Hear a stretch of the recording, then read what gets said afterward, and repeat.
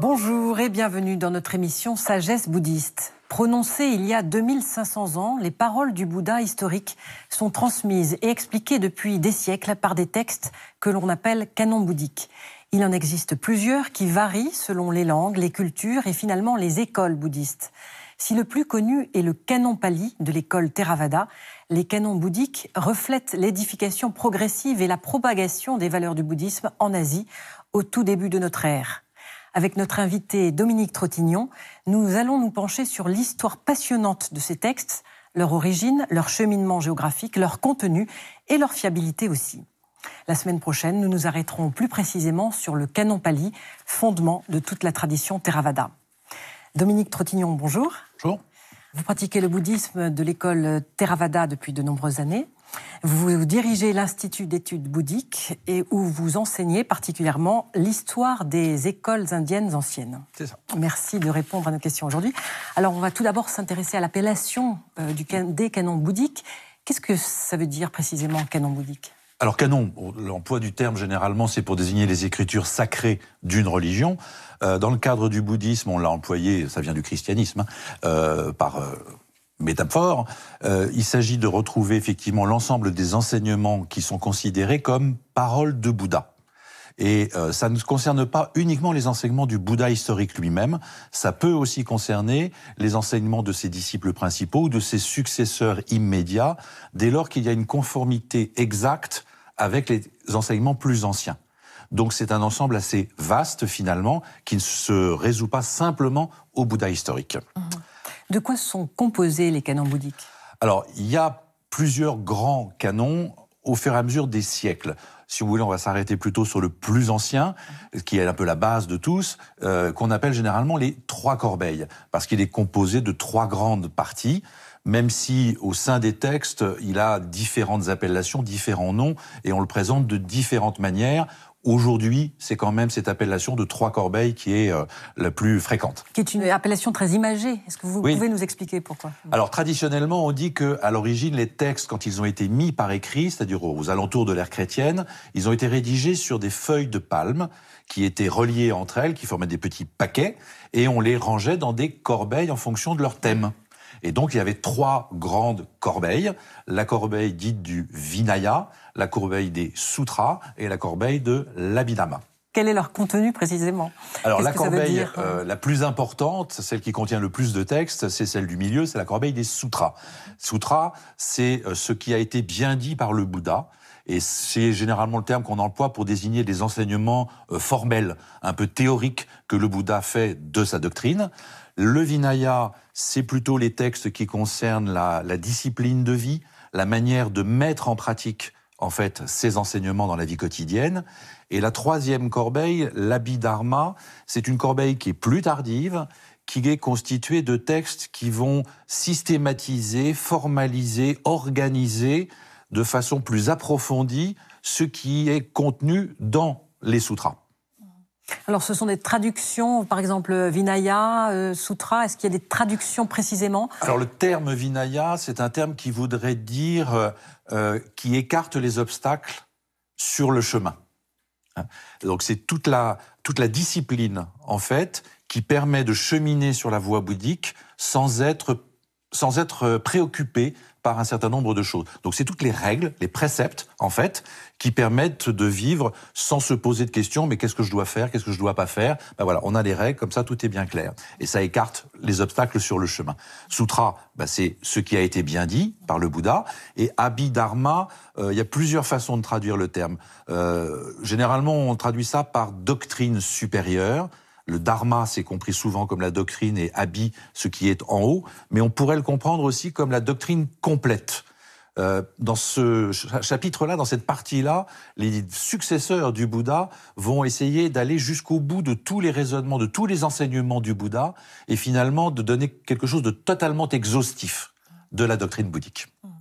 Alors on va s'intéresser maintenant un petit peu à l'histoire de ces textes. Tout d'abord, d'où viennent-ils ? De quelle époque et puis quel lieu géographique ? Alors il faut prendre en compte soit l'histoire traditionnelle, soit ce que les scientifiques aujourd'hui ont pu confirmer ou pas de cette histoire traditionnelle. Dans l'histoire traditionnelle, on dit qu'il y a eu une série de conciles Donc là encore, c'est un terme chrétien. Le terme sanskrit, c'est Sanghiti. Ça veut dire une récitation commune. On en considère en gros 3 ou 4. Les 2 premiers sont assez admis généralement. Le premier aurait eu lieu, mais très peu de temps après la disparition du Bouddha, à l'occasion d'une petite anecdote amusante, si on peut dire. Juste après la disparition du Bouddha, un de ses principaux disciples ne se trouve pas près du Bouddha, il est à quelques centaines de kilomètres, et il apprend la nouvelle un peu par hasard que le Bouddha vient de disparaître, et parmi les disciples qui l'accompagnent, il y a un vieil homme qui est entré dans la communauté depuis peu de temps, et qui a du mal à supporter les préceptes, à supporter les engagements auxquels il s'est prêté. Et quand il entend que le Bouddha est mort, il dit « Chouette, on va enfin pouvoir vivre un peu comme on veut et ne pas être obligé de suivre les règles. » Et là, ce disciple du Bouddha, qui s'appelle Mahakasyapa, se dit « On risque de perdre l'enseignement du Bouddha très vite si tout le monde fait un peu ce qu'il veut. Donc il faut fixer ce que le Bouddha a enseigné. » Et il réunit 500 disciples du Bouddha qui sont parvenus à l'éveil, qui sont devenus ce qu'on appelle des arhats, et c'est ces 500 arhats qui vont réciter de façon commune, communautaire, les textes qu'ils reconnaissent comme les enseignements du Bouddha. Mais ils ne sont pas encore pour autant fixés par écrit. Non, la fixation par écrit aura lieu 4 siècles après, assez lent pour la première fois. Dans le nord de l'Inde, ça se fera au fil des siècles, mais il y a certaines écoles qui n'ont jamais mis par écrit la totalité du canon. Et d'ailleurs, les pèlerins chinois vont s'en plaindre. Les pèlerins chinois qui viendront en Inde entre le 5e et le 10e siècle, eux font très confiance à l'écrit, beaucoup moins à l'oral. Or, l'Inde est un pays de transmission orale. Et quand ils viennent chercher les textes en Inde, il y en a un célèbre de ces pèlerins qui nous dit « Mais ben voilà, je suis allé voir telle école, dans tel monastère, et ils n'avaient jamais mis par écrit leur vinaya, notamment les règles monastiques. C'était ce qui l'intéressait. » Et donc voilà, ce n'est pas une obligation. La tradition orale est très importante, et même c'est à partir de la transmission orale qu'on corrige la transmission écrite. Alors, vous nous expliquiez le premier concile, il y en a eu d'autres ensuite qui ont permis de formaliser les canons bouddhiques. Parce que le premier concile, en fait, on a de fortes chances de penser qu'il est un peu légendaire. En fait, il y en a plusieurs récits qui évoquent ce premier concile, il y en a 6 qu'on a conservés jusqu'à aujourd'hui, et ils ont tous des différences. Au final, on n'a pas une version unique, même s'il y a des points communs entre ces récits, il n'y en a aucun qui soit exactement le même. Comme si chaque école avait son histoire du premier concile. En revanche, il y a un deuxième concile qui aurait eu lieu 1 siècle après la disparition du Bouddha. Et là, étrangement, toutes les écoles sont d'accord. Et en l'occurrence, il s'agissait de régler un problème justement de discipline, puisque l'origine de ce concile, c'était une communauté de moines à qui on reprochait un certain nombre d'activités qu'on jugeait un peu trop proches de celles des laïcs, un peu trop proches des maîtres de maison habituels, et non pas celles des moines. Et donc, il fallait faire référence à quelque chose qui aurait été fixé avant. Et donc, on pense que c'est historiquement, au moment du deuxième concile, qu'on va inventer le premier pour pouvoir condamner les moines qui étaient pris en défaut. D'accord. Et par la suite, donc, deuxième concile et ensuite troisième. Alors après, c'est là où ça devient aussi étrange, c'est qu'on va évoquer plusieurs conciles, mais c'est parmi les différentes écoles du bouddhisme, chacune va évoquer un concile qui la concerne. Et donc, on n'a plus du tout d'unanimité. Et chaque école crée l'histoire de l'ensemble des écritures auxquelles elle se réfère. Et finalement, on a plusieurs canons. Chaque école bouddhique a son canon propre. Alors, il y a un fond qui est commun, qui est assez majoritaire, mais il y a quand même des différences au sein des écoles, parmi les écoles, entre elles. C'est ce qui explique le fait qu'il y ait plusieurs canons, c'est ce qu'on disait au début, et ce qui est dû aussi à la pluralité géographique, finalement, de la diffusion. Oui, on aura l'occasion d'en reparler quand on évoquera le canon pali en particulier, mais l'enseignement du Bouddha s'est diffusé sur le sous-continent indien. C'est un territoire énorme, avec des difficultés de communication qui font que chaque communauté devient plus ou moins autonome, et il y a plus ou moins de relations les unes avec les autres. Donc il y a des enseignements qui passent d'une communauté à l'autre, il y a des enseignements qui sont fixés dans une communauté et qui restent uniquement dans cette communauté-là, ce qui fait qu'on a des particularismes régionaux, effectivement, et puis au fil des siècles, il va y avoir des particularismes en fonction de l'évolution même des écoles. Donc on a des textes archaïques, et on a des textes classiques, et puis on a des textes tardifs. Mmh. Finalement, comment distinguer la part de légende que vous évoquiez dans cette histoire de rédaction des textes sacrés? Si vous voulez, en fait, ce qu'on pense, c'est que les canons ont été fixés au tout début de l'ère chrétienne, au moment où vont arriver sur la scène du bouddhisme indien ce qu'on appelle les sutras du Mahayana, qui vont entraîner une révolution importante dans l'histoire du bouddhisme. Et ces textes sont nouveaux par rapport à la tradition antérieure, ils vont choquer, et c'est à ce moment-là que chaque école va déterminer justement qu'est-ce qu'elle entend, elle, comme parole de Bouddha. Qu'est-ce qu'elle reconnaît comme parole de Bouddha? Est-ce qu'elle accepte ces nouveaux textes ou pas? C'est pour ça que je vous ai dit, ces paroles du Bouddha, c'est pas forcément celles du Bouddha historique. Il faut simplement qu'elles soient en conformité avec ce que le Bouddha enseignait. Donc, d'une certaine manière, ces textes sont apocryphes, ils sont attribués au Bouddha. Est-ce qu'on les considère comme paroles du Bouddha ou pas? Et chaque école, en fonction de ses opinions propres, de ce qui va les distinguer, va décider, voilà, on récite ensemble ces enseignements-là comme étant paroles du Bouddha. Donc voilà, c'est vraiment une récitation communautaire. Chaque communauté se reconnaît autour de cet ensemble de textes. Alors donc plusieurs canons bouddhiques, mais est-ce qu'il y a une base commune entre eux? Oui.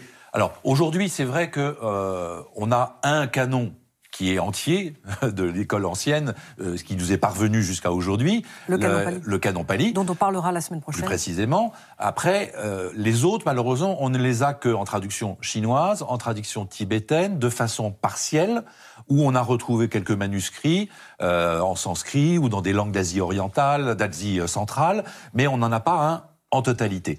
Cela dit, à chaque fois qu'on a pu comparer les différentes versions d'un même enseignement du Bouddha, on s'est rendu compte que les différences étaient minimes. Alors, il y a certains textes qui sont strictement équivalents, et il y en a d'autres qui sont légèrement différents. Et là, ce qui est intéressant pour les chercheurs, c'est que justement, chacune de ces différences montre la spécificité de l'école qui le transmet. Et donc, en faisant des comparaisons entre les versions de certains sutras très importants, on se rend compte que les écoles, dans leur canon, montrent une tradition particulière en fonction de leurs opinions. Pour conclure, qu'est-ce qui diffère réellement entre ces différents canons? Alors, pour ce qui est de la partie la plus importante du canon, c'est-à-dire la partie des sutras, les enseignements du Bouddha, on peut dire qu'il y a une très très grande uniformité à travers les écoles. Ça représente quand même une quarantaine de volumes. Sur le Vinaya et l'Abhidharma, qui chacun représente une vingtaine de volumes, le Vinaya, la règle, elle s'est beaucoup adaptée géographiquement. Donc là, on a des distinctions, mais qui ne sont pas très importantes. Et là où les écoles vont vraiment se distinguer, c'est dans la partie qui est un peu comme les commentaires, la systématisation de l'enseignement, ce qu'on appelle l'Abhidharma, où là, vraiment, chaque école va donner toute l'ampleur de ses spécificités. Sans compter les langues aussi, qui, comme vous le disiez... Au fur et à mesure des siècles, effectivement, on va avoir aussi des différences linguistiques. Oui. Merci beaucoup, Dominique Trottignon. Et donc, nous vous retrouvons la semaine prochaine pour parler du canon Pali. Tout à fait. Pour patienter d'ici là, voici quelques propositions de lecture. Tout d'abord, La formation du Mahavastu par Vincent Tournier, publié par l'École française d'Extrême-Orient. C'est la première traduction et présentation française d'un texte capital dans la constitution des biographies du Bouddha et dans la conception de la voie du Bodhisattva. Et puis, Le monde du bouddhisme, sous la direction de Heinz Beschert et de Richard Gombrich, chez édition Thames et Hudson. Un beau livre illustré présentant toutes les écoles bouddhiques à travers les développements géographiques de cette sagesse. Un large chapitre est consacré à l'école Theravada. Voilà, c'est la fin de notre émission. Vous pouvez la revoir toute la semaine sur France TV, le service vidéo de France Télévisions. Merci à tous de nous avoir suivis. Merci à notre invité que nous retrouverons la semaine prochaine. D'ici là, très bon dimanche à tous.